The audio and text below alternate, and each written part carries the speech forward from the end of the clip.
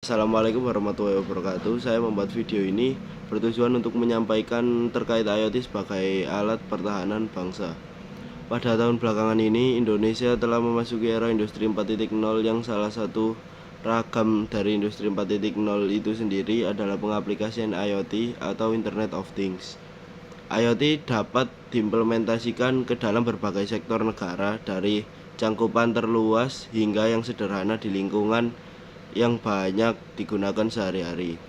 Argumentasi pemrograman pada dasarnya merupakan cara kerja IoT dengan menghubungkan perintah dengan reaksi mesin atau sistem yang terkoneksi secara otomatis tanpa dipengaruhi ruang dan waktu.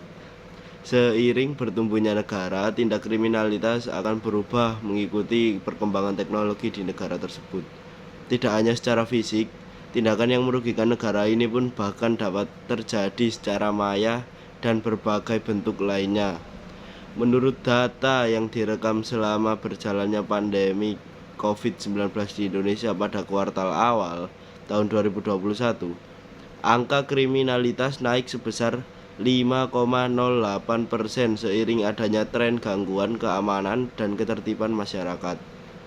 Dalam tahap pertumbuhan baik dalam segi ekonomi, teknologi, sosial, maupun politik, pertumbuhan tersebut juga membuat kemungkinan golongan masyarakat tertentu untuk tidak ingin ketinggalan, terutama dalam segi ekonomi, dan untuk dapat bersaing dengan cepat, maka mereka melakukan tindak kriminalitas seperti mencuri.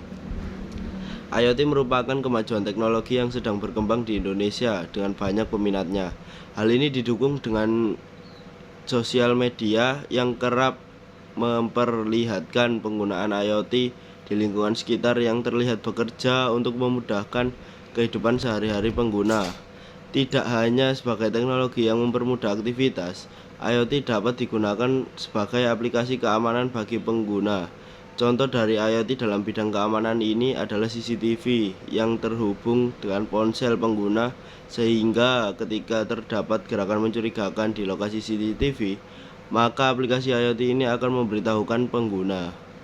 Penggunaan pengambilan gambar pada jalan raya juga dilakukan oleh pemerintah Indonesia, khususnya daerah DKI Jakarta, untuk mengambil data bagi para pengguna yang melanggar norma lalu lintas. Bentuk lainnya yang lebih sederhana adalah keamanan dalam segi human error atau meminimalisir kejadian ini. Aplikasi IoT dapat memberikan tanda bahaya seperti alat elektronik yang belum dimatikan saat hendak bepergian, dan pengguna dapat mematikan melalui aplikasi. Kesimpulan yang dapat diambil adalah kita disarankan untuk tetap waspada terhadap perkembangan yang terjadi di sekeliling kita. Layaknya tindakan kriminalitas yang kian beragam, kita juga perlu cermat dalam menggunakan teknologi agar tidak menjadi pedang bermata dua. Digunakan teknologi secerdas mungkin untuk kehidupan yang lebih baik.